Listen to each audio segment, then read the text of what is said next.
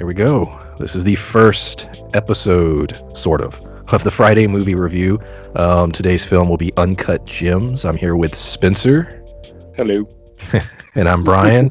And this is PulpMythos. If you're new to the channel, welcome, subscribe, ring the bell, do all that cool stuff. We're going to be putting up movie reviews every single Friday night. And then on Sunday evenings, we'll be reviewing Perry Mason, which will be airing on HBO. So, yeah. On Father's Day. On Father's Day, yeah, the 21st, right?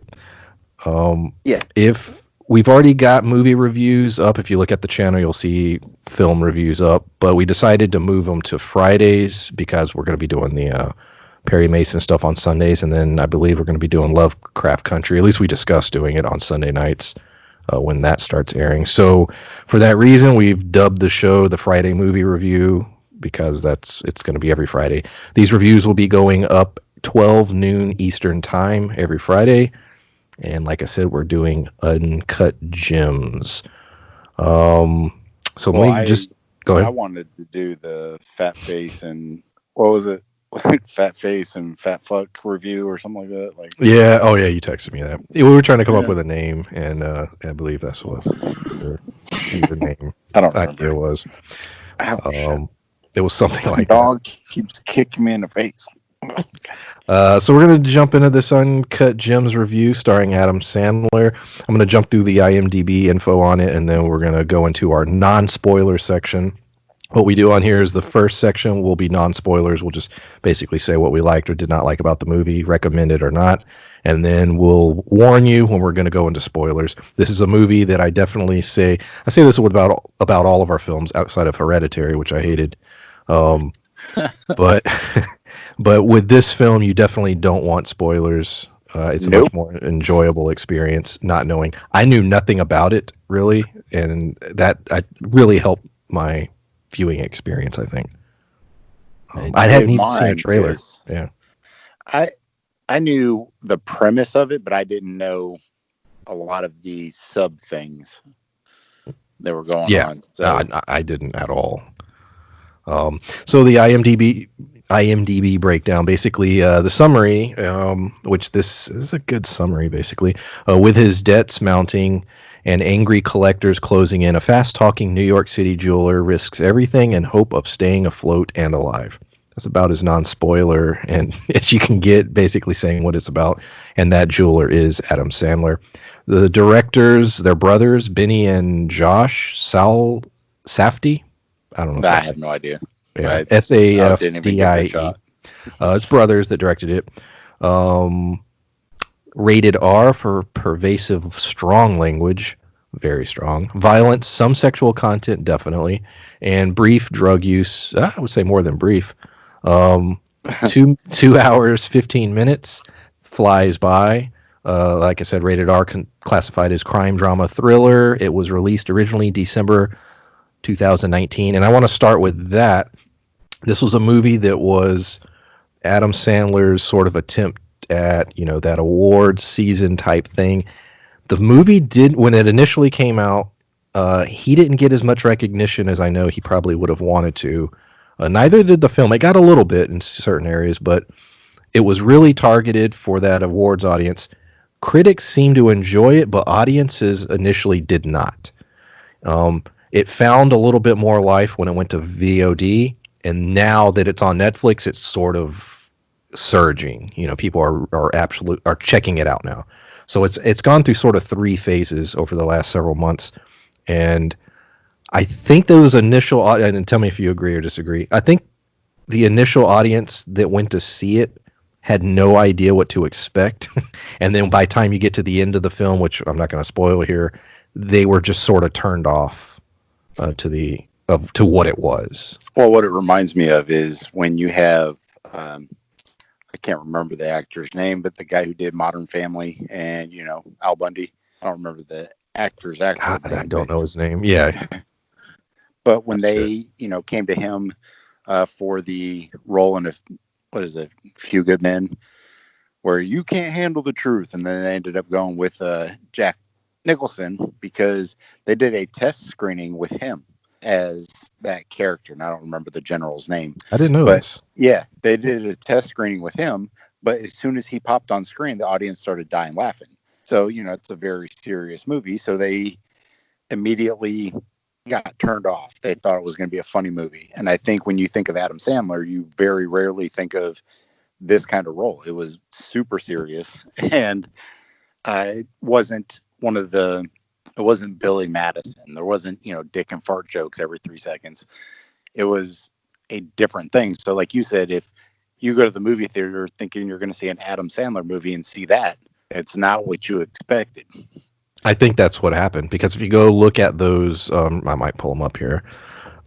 Those initial reviews, it was the audience score that was low. They just it didn't connect with them, and I think that's exactly why. You're right. Adam Sandler is considered that comedian guy, and although this movie has some funny stuff in it, particularly a cameo about midway through, which has some funny stuff in it. It's not a comedy at all, and it's very dark in many ways as far as the events that take place. And I can't say anything without spoiling it. Let me look up that Rotten Tomatoes. Hold on. See what that score was. Any as far as recommendation, what are your thoughts on that being spoiler free? Who would you recommend it to?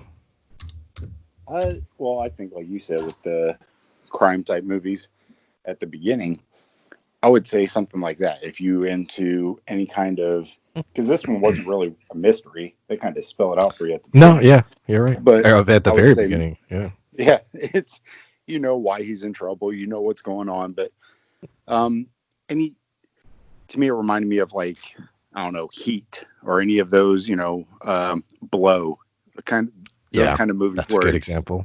Training where Day it's even had some yeah, elements I was where it's thinking like about. Yeah. where it's kind of gritty and it feels more real. Hmm. So the movie itself, somebody who likes a more plausible type movie as opposed to Bad Boys where cars Michael Bay style, Yeah. I would I would recommend it to that kind of audience. Somebody who likes more plausible style of movies. A lot of times the categories on IMDb for a film I argue with or disagree with, but this one is perfect. Crime, drama, thriller. Yeah, that yes. Those are the definitely three categories that this fit perfectly.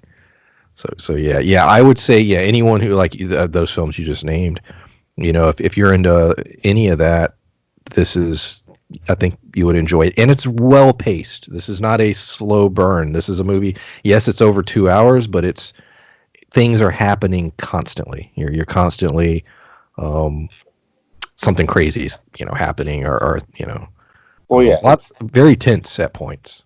well, we talk about pacing a lot. Like, if anybody looked back at any of the older videos, that is our for stuff that we normally enjoy that we don't like. That is our gripe.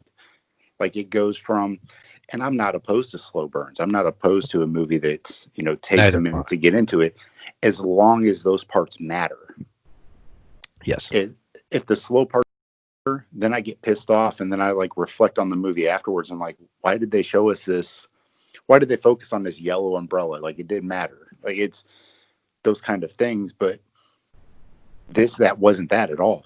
There was no slow parts. It was always something happening. He was always getting in trouble with somebody different. Like, it was always going, but everything made sense and everything tied in. And great performances. Not only was he amazing in it, and I would say it didn't take long, maybe 5 or 10 minutes for me to forget that it was Adam Sandler. But I did. I did legitimately get to a point where I didn't look at him. I looked at him as Howard. And that's hard. That's for a comedic actor. That is difficult to convince an audience that you're not that guy. You're this character. You're Howard in this case. And I personally think he pulled it off. Well, I think he did a good job. There's, if you ever seen Punch Drunk Love, that movie he did. Yes, I was not Yeah, a big fan of that. but to me, But yeah, I know what you mean. the premise of it, like, I was just like, whatever. But his acting in it, I was Yeah. I Oh, he can wasn't act if he expecting. wants. Absolutely. Yes, and that's Yeah. what I was coming to, is that in this movie, he wasn't. waiting to tell a fart joke. It wasn't like a spin where it was expecting like one of his SNL characters to pop out. He kept Yeah. it serious the whole time, and it didn't take long for you to not expect him to do that. Like, he did a good job keeping you focused on what the character was in this story arc instead of, awaiting some SNL character to pop up and, Opera Man to start singing or something. I feel his peak as far as comedy films that are still serious was Click. That reminded me of like a rom-com type of. Yeah, but it was one where it still had some of the goofy haha stuff, but also It was felt like a sad. real movie. Yeah, it felt like a real movie, not just a dumb. Um, yeah, it was sad. You actually felt something watching it. This is nothing like that. Just giving the example of when he wants he can perform. Um, I mean, just personal opinion. I do feel a lot of his films he sort of coasts through, but hey, that's my opinion. Jack and Jill was God. It's so What, bad. Have you what seen do you that mean? movie? No, I didn't. It's literally it's tough to get through. It's that bad. Like it's the kind of bad where you just get irritated by it and you want to turn it off. Um, but anyways, I pulled up the Rotten Tomato score. So yeah, I was right. Critics gave it a 92% fresh. Audience score was 52%. Um, so audiences were 50-50 on this. They just weren't. It did not click, and most of that score comes from that initial audience. I doubt you get too many reviews from recently. I'd be interested to see what people watching it on Netflix are feeling. Different Well, me too, audience. because you've heard a little bit, like you've heard people, like me, I watched it and was like, dude, it's really good. But, that word of mouth people who have actually watched it as opposed to a theater audience, Yeah, because, theater audiences are a tad bit different.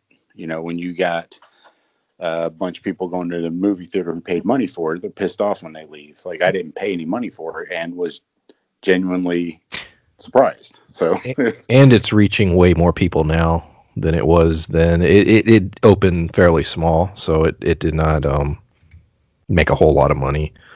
And it's trending on Netflix right now. It's top 10. So I think it's getting a pretty decent sized audience. yeah, I So, saw that. It was. anything else before we get into spoilers? Because when I say we're getting into spoilers, we're going in, and like I said, once we start, we're going to ruin everything if you've not seen this movie. Well, So I you reckon. can't say much about it other than Adam Sandler did a good job not playing a person who is just trying to make fart jokes the whole time. Like, this is one of the first. That's the only thing you can say without spoiling it. He Yeah. did good. So yeah, I think when you said blow, that was a great example. If you're into films like that, check this out. If you're not, don't. Because it's very much that kind of movie. Um, so yeah, that's I think all the spoilers free stuff. So we're going into spoilers. Full spoilers in 5 seconds. 5, 4, 3, 2, 1. I Spoiler can't time. believe when. Oh, sorry. Go Yeah, ahead. you can. So we're in full spoilers now. If you are still listening and you do not want to be spoiled to this film, I implore you to turn this off. Because we're going in. So I'm gonna go with the very opening of the film, and then we're gonna go to the biggest issue with this character Howard. His problem, the thing that gets him taken out in the end. Spoilers, I told you.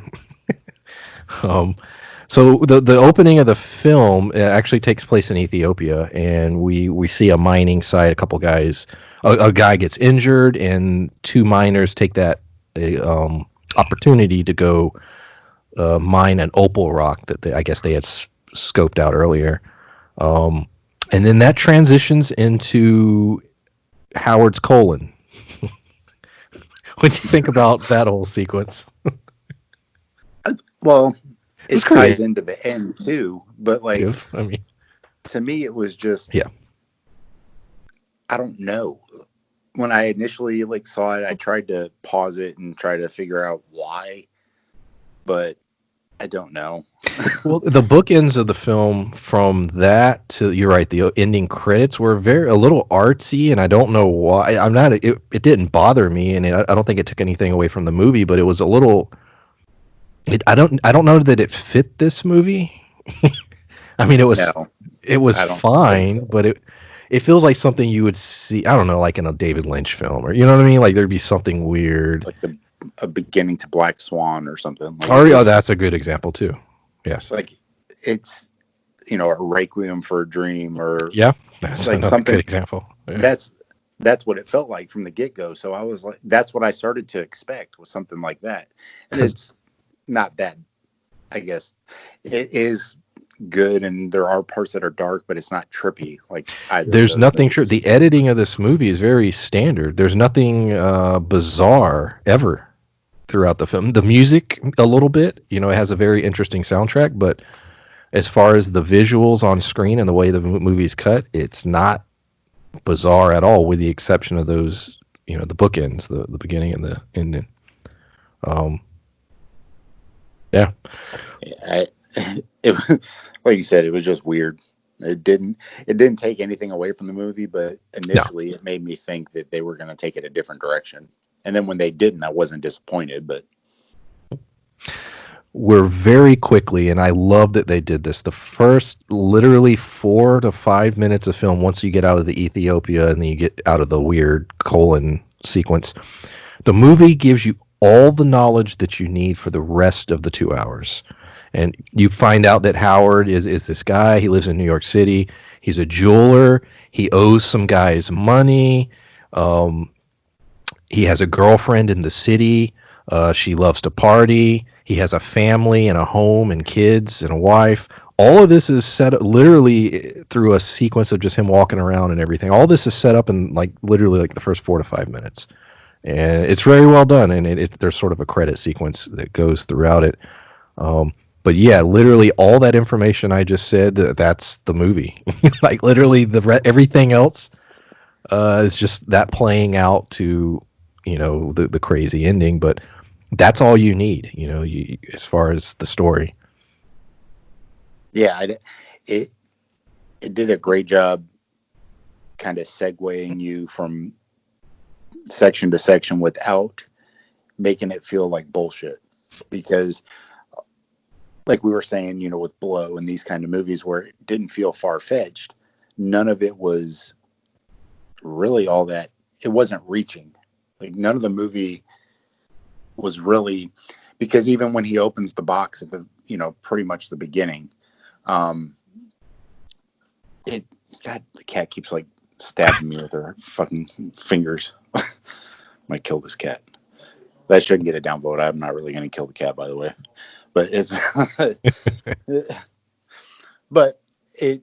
I think it I'll did a say that great cat's job. gonna outlive us. Yeah, Cat's so probably damn shit. old. Things like it's lost hair and then grew back, and like it had all kinds of. Like, it was bottle fed at a baby. Like it drinks running water, which is the reason it's like meowing at me and stabbing me because I'm standing near a sink, and it's. But uh, it does a great job segueing from piece to piece without reaching. So the whole girlfriend, him, not being with his wife, which later in the movie they show that he's not with her. They're like separated, but in the Jewish community, it kind of portrayed that they have to put on a happy face. So, him having a apartment in the city, trying to keep his two lives separate. All of that's all laid out very quickly. Yeah, yeah. Um, the Yeah, you're right. Yeah, the way it plays out with his family, especially you get you get it. You know the basis of it at the beginning, but then they dole out, you know, the details as far as like the status of the marriage. You're right.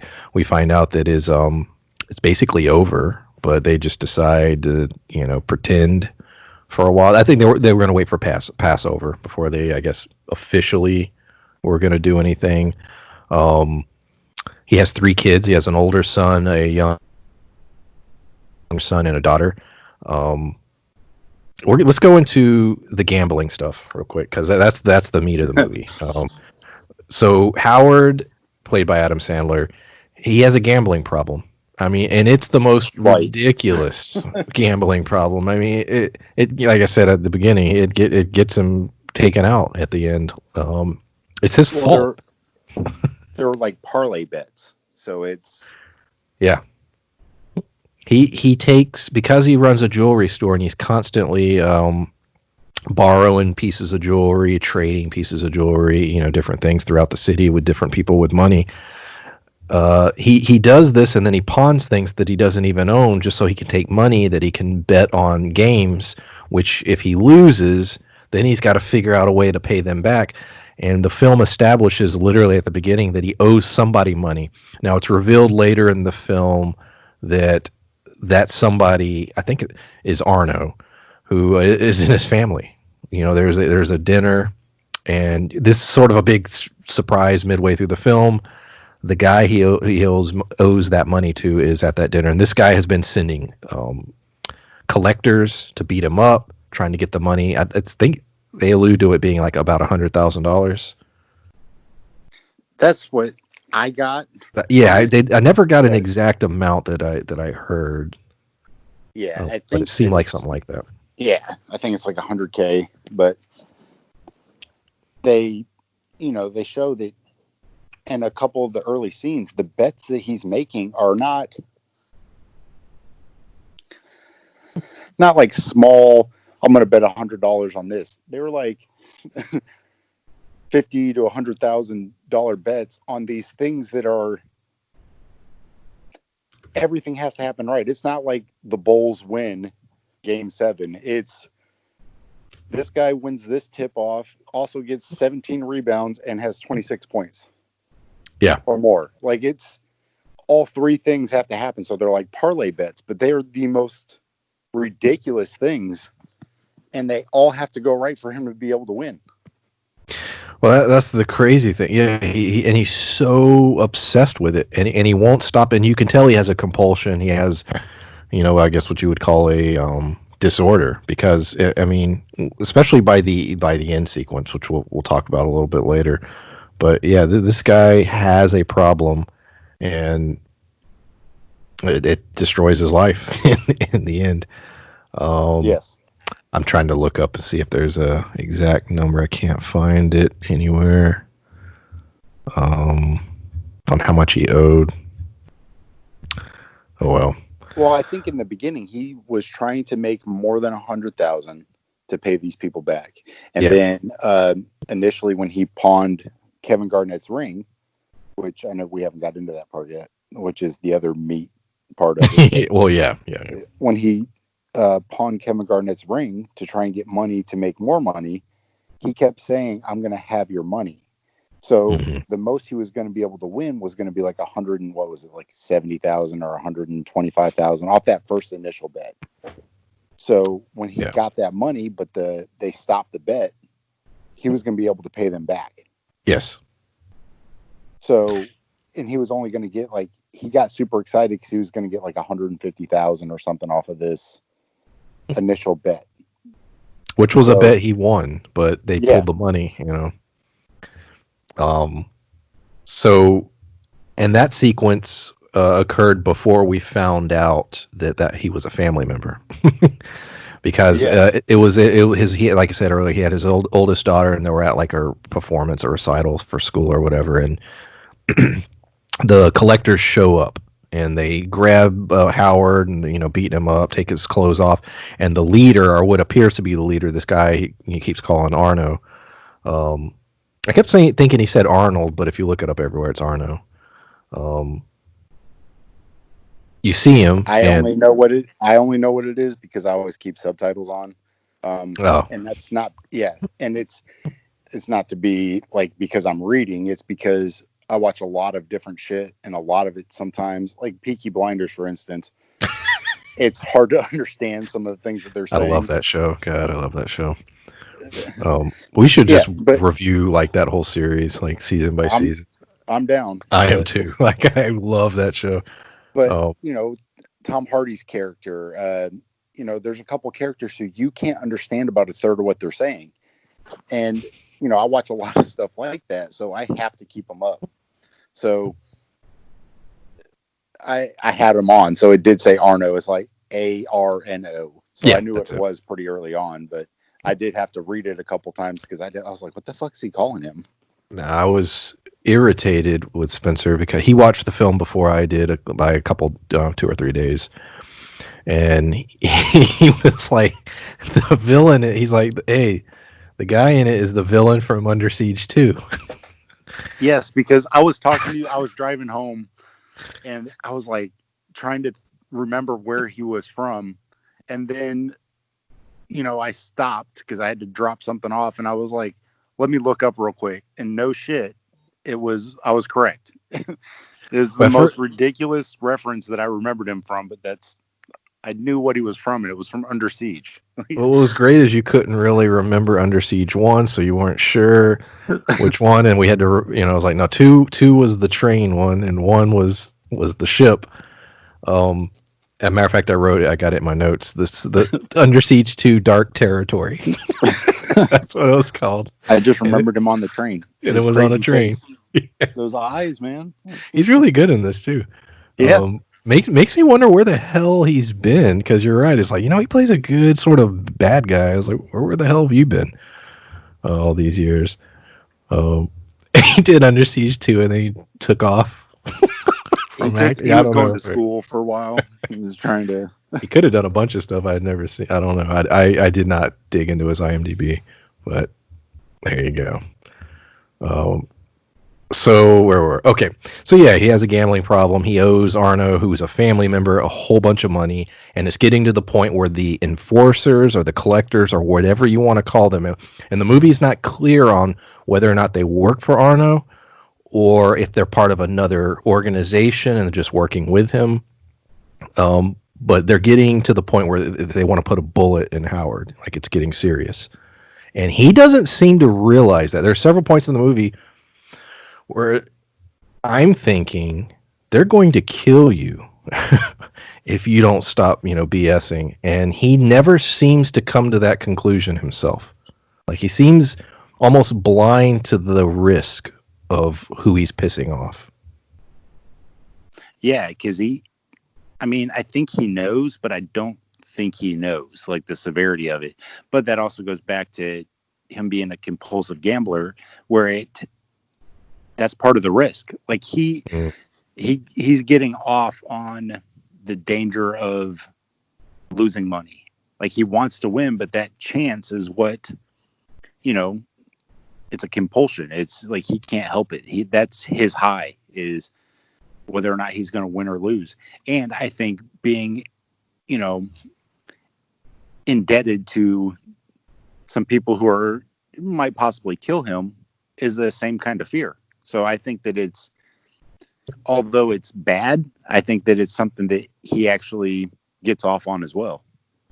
Yeah, that makes sense. Yeah, it's pretty, and we'll talk. We keep talking around it, but that last sequence, it's sad. The sadness comes in how he doesn't see it coming.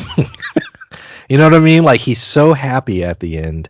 He's accomplished the goal. He's succeeded in the thing that he loves, gambling. He won. He won the big one. He's excited, and he is completely blind to the consequences of his actions and what he just did, which leads to his death.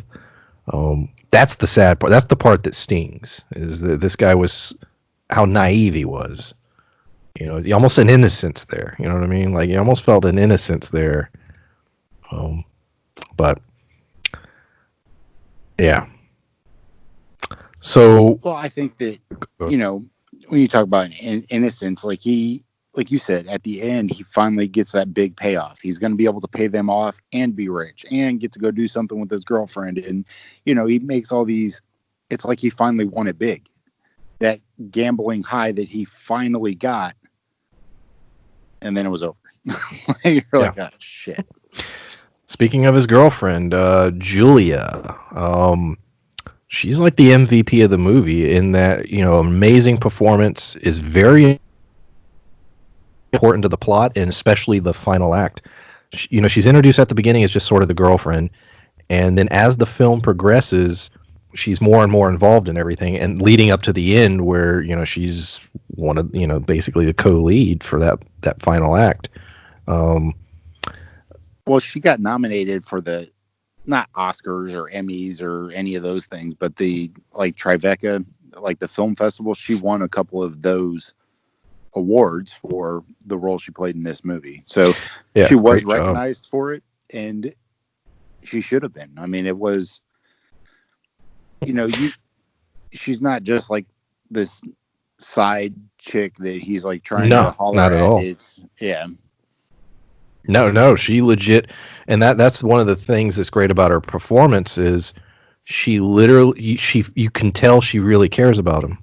And even no matter what goes down, and then so we'll go into this sequence. There's a part in the middle of the film where she alludes to the fact, she likes The Weeknd, the musician, and there's a I so now correct me on this. We know she works at the jewelry store, but she also seems to work with like party stuff, like you have some certain parties, and you call people, girls or whatever, to come hang out. She seems to be involved in that because there's a lot of times where they allude to her being involved in parties.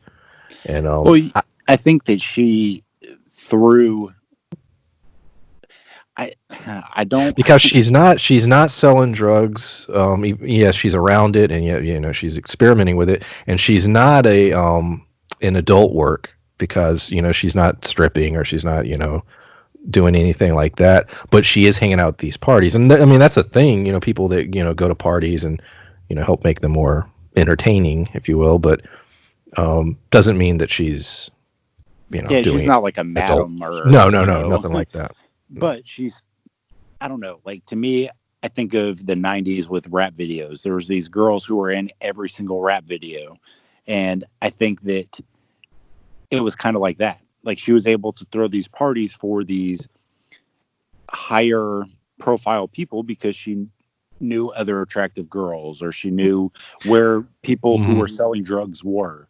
Like it wasn't Exactly. necessarily that she was the one doing these things, but she knew how to organize She a knew the right party that, people. yeah, she's kind And, of like a big middleman.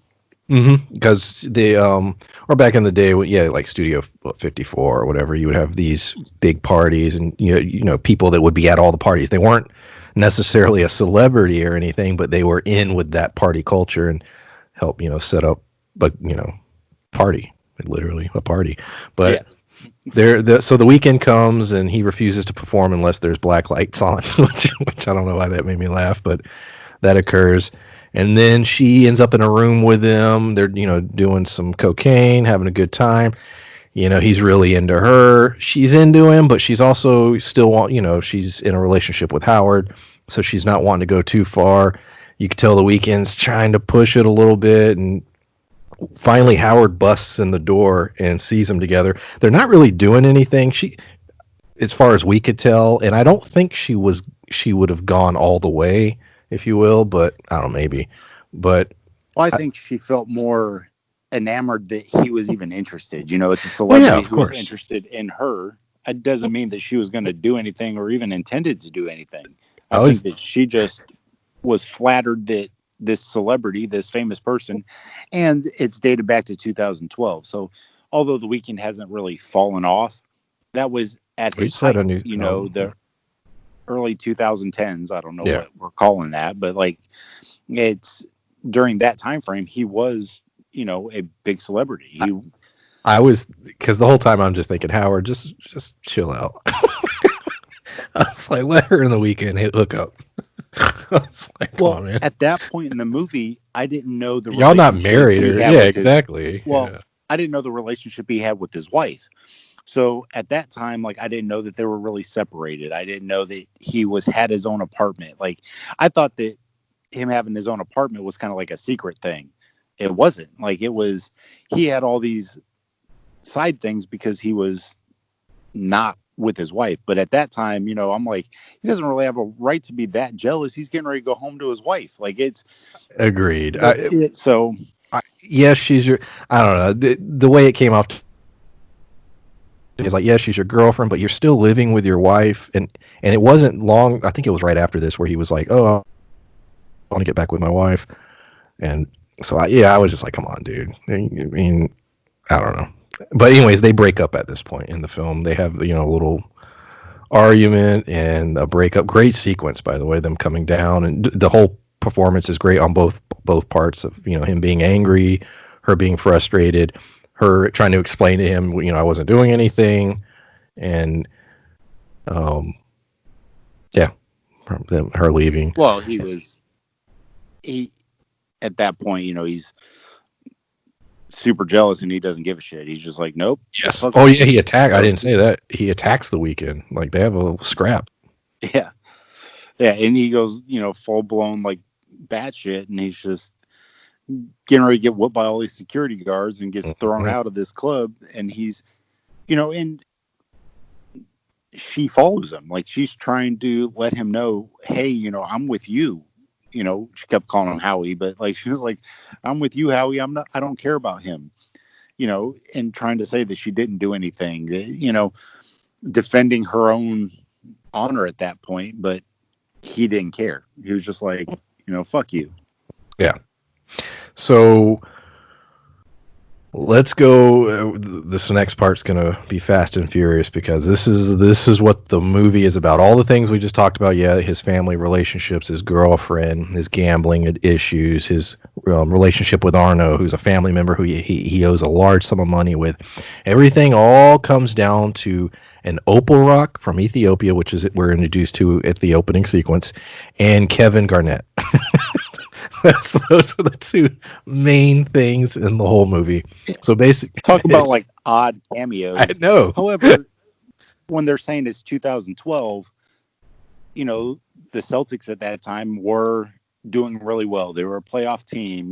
They came off a championship a couple years prior. So it's for the movie and the time frame. That's not a odd person for it to center around. However, in 2019, you're thinking, LeBron or any one of these other, Steph Curry. There's a lot of other people, but for it to be, Kevin Garnett, I thought was, He was great in it, and which yes, was he was he like did a really great good. job.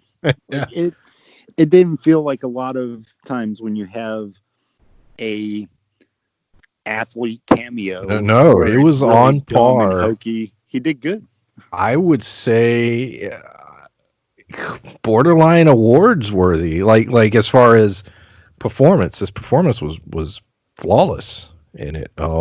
Yeah, I don't think he had enough screen time to win any True. Oscars or nothing. However, as far as supporting roles, he did a Hmm. great job and it was believable. It wasn't, shitty or hokey or dumb or even like when we talk about movies like that are very real to life. You think of any athlete, any professional athlete, hockey players especially are very routine. They are very they hold on. They wear the same socks all the way through the playoffs, or any of those things. Uh, it's look at. I read this thing recently on basketball players that do the same routine, same thing, anything that it was. I want to say it was Ray Allen who was on his team at that time. Actually, he does this 3-point shooting thing where he does like 300 shots before every single game. And I was just like, holy shit. But they're very superstitious. So for him to fall in love with this rock and Hmm. feel that it gives him this power after he, has an amazing game because he has it. And then the following game he doesn't and he falls apart. So he believes that it does have this power, this Hmm. superstitious power over him. And he does a great job kind of shedding light on a sports world that exists. Yeah. Oh yeah. So yeah, he Howard has this guy that his sole job is to sort of go out, bring clients into the jewelry store, and he ends up bringing in Kevin Garnett, and it just so happens to be the day that this old rock comes in. Now Howard's intent is to auction it off, and he thinks it's worth around $1 million, when in fact it's only worth like 150,000, somewhere in that ballpark. Well, according to the appraiser. So, as you said, Well, he KG said that it got appraised. He could find a separate appraiser to give him, a yeah, much higher, thing. But he felt that his information was that because of how many carats were in there, that it was going to appraise, upwards of $1 million. And that private appraiser on very short notice, because they said that, they gave him basically a day turnaround because he finally got it back in time to get it appraised. They reappraised it for a correction of, I think it was 175 to 225 or something like that. somewhere in that ballpark. Yeah, he so he did. He loaned it to KG for. I'll just call him KG for the rest of this because he did. So That's what he was called. Like, it's yeah, not, yeah. you're not making up a No, name. no, Like, it's yeah. So KG gets he wants to borrow the rock, and he ends up trading one of his championship rings. you, the Rock, that's what they call the basketball. Like, So he trades it, and as you said, he has an amazing game. So now he wants the Opal Rock, and he does it for they have the runaround for about a week or so where he just doesn't give it back. And so now Howard's panicking because he's got this auction. You've got throughout the course of the movie, these collectors are on his ass. Other guys that we don't even get any backstory on are pissed off because he owes them money. Um, there are several characters throughout the movie that he owes money to that we don't, like I said, we don't even get backstories to all of them. A guy that he loaned a necklace, a guy that loaned him a necklace. These two guys that keep running into him on the street. We have no idea what he borrowed or took from them. yeah, like, it's clearly they have some clout. They have, their mob or, organized crime ties, or, Mhm. basically that bookie, I'll break your legs ties, which is what I assumed it was. Like, because of what he was tied into. But then later, it seemed more like an organized crime, not necessarily, bookies. Although, like we were talking about Peaky Blinders, bookies are organized crime. So I don't know that Yes. there's a difference. The he finally gets the rock back, and he takes it to auction. It goes horribly wrong. He ends up buying it back himself through a family member because he's trying to up the bid. He wants it to go around 250,000, I think. KG Yeah, he's doesn't go trying to for it. get him to, get Yeah, it up higher so that he can, basically not steal from him, but that auction where he's, trying to jack up the price. And that's not unheard of in any auction. It's just he was trying because to play that game. at this point, it seems like he wants to not only pay off that debt, but also have a nice, 100,000 or so on the side that he can have. Yeah, he's Uh, trying to, and we're talking about bets to basically pay for other bets. Like, he wants to make money so he can piss it away on something else. Like, yeah, he's yeah, yeah. True. So he ends up, like I said, the rock thing goes horribly wrong. The collectors now are whoop his ass because now it's getting serious. So he ends up, well, to me, it reminded me of kind of like a Han Solo type thing where he kept being like, "Hey guys, I'm gonna get you your money. I'm gonna get you your money. It's just tied up in this other thing." yeah, he ends up at this point he gets in contact with KG and they make a deal. He's going to come in. He's going to give him for like 150,000, something like that. He's going to give it to him. He wants the Opal Rock. That's just going to happen. At I the think same they time, offered him initially like they a did. quarter mil. I It think was he like offered him like 250,000. he did offer him before he took it to auction a certain amount of money, and he turned it down because he thought he was going to get more at the auction. And of course, like I said, that went horrible. So when he finally, at this point, like I said, his relationship with his girlfriend's gone sour. Well, now it sort of rekindles. She shows him that she got a Howie tattooed on her. So, he's just like, well, shit. I guess you do like me. And so, at this point, now this is where the movie gets crazy. And it is it's so funny because it builds it up like a your typical classic sports movies where it's exciting and it's like, oh no, is the team going to win? And they pull through, and then it has a very twisted dark ending. But basically, KG gives him the large sum of money, and instead of paying the collectors who are there ready to take the money, he sends it with his girlfriend to bet all of it on the basketball game that's going to take place that evening. And then he locks. This is his mistake. This is what gets his ass killed. Arno and the other two mob guys or whatever they are. He locks them in this little room. It's basically the room you have to buzz in to get in and out of the jewelry store. He locks them in and basically tells them, "We're going to watch this entire basketball game, and at the end of it, when I win, I'll let you out and you'll get your winnings." Um, Bad Yeah, plan. and he was, keeping these people who are clearly worth a lot of money, trying to basically tell them, hey, you have to answer to me, you have to wait on me. That was Well, a the one very dude had already bad. threatened his life. He beat his ass, and he saw that he carries a gun. So, you know, big mistake. Yeah, clearly.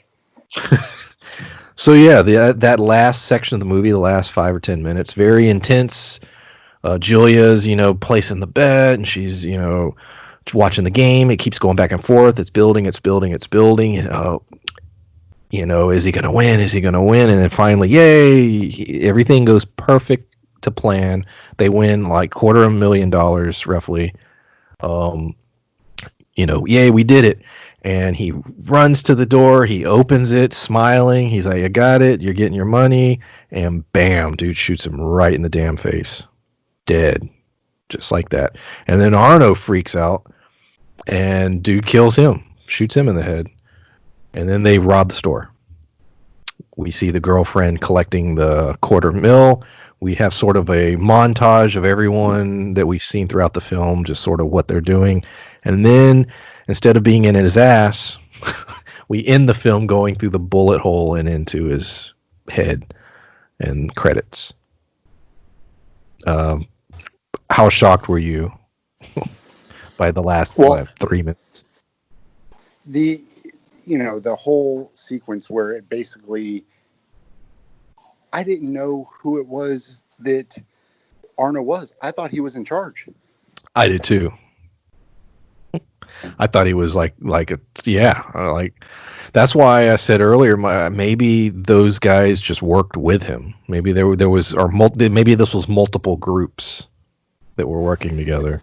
I don't know. Yeah, I didn't know if I thought Arno was in charge. So when it basically find out that these guys were willing to take him out, I didn't know if they were his lackeys or if he was working with them, or I assumed he was the head cheese, and come to find out, I don't know that he was. Well, yeah, I mean, I have no real knowledge of organized crime on that level, but like even in the Sopranos, there's no way in hell they could have got away. If he was a top guy, they couldn't have done that. It would have been their ass. No, yeah. So I don't know that So I don't know, but that's necessarily. obviously it's a fucking show. So I don't know. um, Yeah, I don't know who was top guy and who wasn't. Oh, excuse me. But so for them to take him out, for him to shoot Howard, it was a huge fucking surprise. I was like, holy shit. However, when they shot Arno, that to me was the bigger surprise. Like, I was like, oh shit. But it showed that, I don't know, it to me made it feel even more real. It made it yeah, feel less, I don't know, less like a Sopranos or a Godfather, or were these things where you're like, oh no, the head guy? You're just like, oh shit, these guys killed this motherfucker for money. Yeah. I think it was a combination of not only just the money, just at that point they were so pissed. Well, yeah, they were a hothead, and they figured that this guy's not going to tell them that they can't do anything. There was the one guy that pulled the trigger. He gets on his phone at one point while he's locked in that room and he's talking to somebody, and he's texting. Maybe he was getting maybe he was putting the word out. Hey, is it cool if I do this? Yeah, he might have been, obviously Arno wasn't the head guy, but maybe whoever the head guy was, yeah, this guy was a captain or whatever. Maybe Arno was higher ranking than this other gentleman, but like you said, maybe he was getting the okay to, pull the trigger. Yeah, because he certainly did. Quickly. Julia escapes with, like I said, about $250,000. Which I thought was fucking brilliant. The way they did it, they kept going back and forth. I didn't think she was alive. I thought that he killed her in the fucking hotel room and escaped with her money. Like, I was a little confused too. I for that I 1 thought that second, was brilliant. I thought he was tied to those guys. That was one of my thinkings. That's what I was thinking. But no. And when we're talking, Me too. Well done. If you haven't seen the movie, I'm sort of mad that you listened to this whole thing and we're spoiled. But if you did, we're talking about the guy that was with her that traveled in the helicopter. What was it? Or what was it? I don't even remember. It was small. I think it was a helicopter, but it was to, I want to say, Atlantic City. Yeah, that's what that was. I mean, it's New York, so I think it was closer to, for him to make a bet. I don't think that it was all the way out to. No, for her to get there that quick. No, it definitely was. Yeah, what it was. But yeah, that's Uncut Gems, basically. Trying to think if there's anything major we missed in the plot. I think the kid that played his oldest son was pretty good. You could tell it was interesting. You could see that he was also getting into gambling, and you could sort of see that cycle continuing. So there was hints of that. The wife was just through, and it probably had to do a lot with the gambling. Like, she was just so they have a heart-to-heart moment. She basically just tells him she can't stand that he even exists at that point. But it never goes really deep into what split them. Was it? I would assume it's the gambling was a big part of it, but it never. Well, I think too that Arno was obviously a part of the family, and I felt like that was probably their undoing. The fact that perhaps that she felt like he was taking the same path, or obviously his uncle, who was fucking loaded and was willing to. There was a lot of money between those families, yeah. Well, willing to basically fork over $250,000 to, on a whim, be like, hey, can you do me this favor and loan me $250,000? Like, it was a non-issue. Like, he didn't even care. And even when he lost it, yeah, he was mad. But to me, if I invested, $175,000 and then lost, I wouldn't have just been like a little pissed off. I would have been like, that's my whole fucking life savings. Holy shit.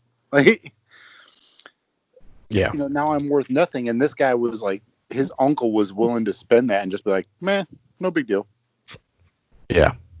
Well, even, clearly they were the fact a lot of money, but I think that he just looking at those homes in New York, holy shit, to live in anything like that.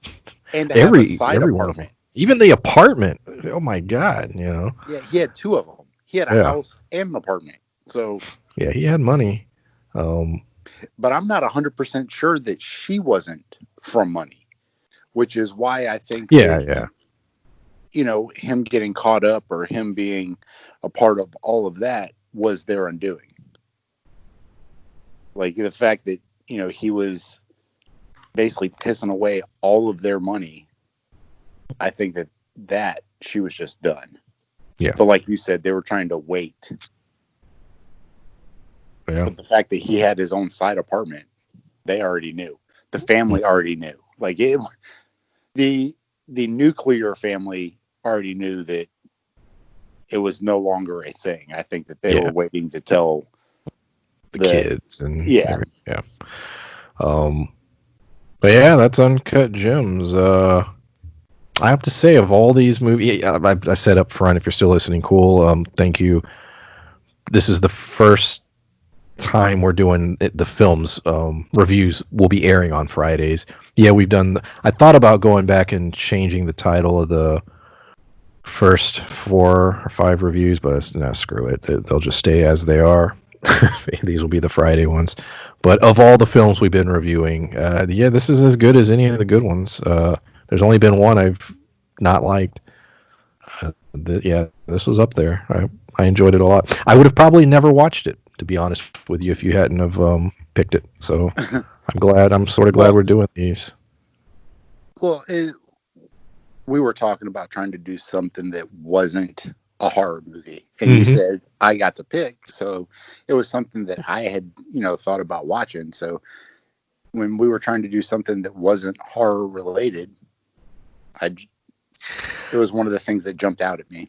It's one of the things I like about doing these, having done all these so far. In some of those movies, you say, oh, I'm going to watch that one day, and you keep putting it off and putting it off. Or back in the day when we go to a video store, or even hell, me and you just get on Netflix and randomly pick shit and just be like, let's watch this. I have no idea what it is. I enjoy that because sometimes you'll see something that you're like, yeah, that was horrible, but sometimes you'll see something that you're like, damn, I would have never ever watched that, but I loved it. So that's one thing I love about doing these. Well, Um, yeah, and Black Coat's Daughter, I had no yeah, idea anything about it. I had, the Autopsy of Jane Doe. I had zero idea of anything about that movie. I didn't know anything about it. Hush. Uh, uh, I never heard of Hush until yeah, I you had told me watched it. about it. Yeah, I had already watched it a couple times before I watched it again with you, but like it was, so I kind of tricked with that. Like, it was a little sneakier with that one, but that was still not like Freddy versus Jason style where it had clout. Like it was, this kind of more underground movie, but I I enjoy doing this just because I watch movies that I probably would have never watched. And even Hereditary, which was a bullshit, awful fucking movie, yes. I'm not mad I watched it. I mean, No, I can now. People are always bringing that movie up, and I have an opinion, and yeah, definitely. So with all that said, we're about to wrap this up. Any other final thoughts on um, Uncut Gems? uh, I mean, it's not like an underground movie, but I would, suggest it to anybody, who likes kind of grittier movies. I, I enjoyed it a lot. And, we talked about Adam Sandler not being comedic in this.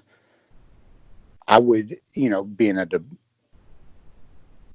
shot caller or a department head, or something like that, I would be willing to, throw him some money to do something that was more serious. I thought that he pulled it off. I really enjoyed it. Yeah, I agree. I'd like to see Adam Sandler do more things like this. The fact that he's really good at it, and his comedies are what they are. But yeah, I think I would love if he would do more projects like this. Um, Next Friday's movie, I guess I'll go ahead and say what it is. Why not? It is Ready or Not. We've neither of us have watched it yet. At least I don't think you have. Have you? You watch Ready or Not? No, I have No. not watched it yet. I'll probably watch it, today or tomorrow, or I'll watch it here very soon. Yeah. So yeah, Ready Because or Not. yeah, It's our next film through HBO Max. Neither of us have seen it. I've heard positive things about it. That's another movie that I would probably never really watched if it wasn't for doing these. Um, Looks interesting. The film after that, I don't know what it'll be. Spencer will pick that one. So yeah, next Friday, Ready or Not review, and this Sunday on I don't know what the hell days we are on. I've stopped Or tracking days since the last like 3 months. The 14th, like, on June 14th, our Perry Mason preview will be airing. So definitely check that out. So yeah, that's it. All right, we're leaving. All right, see y'all Sunday. Friday out. Bye.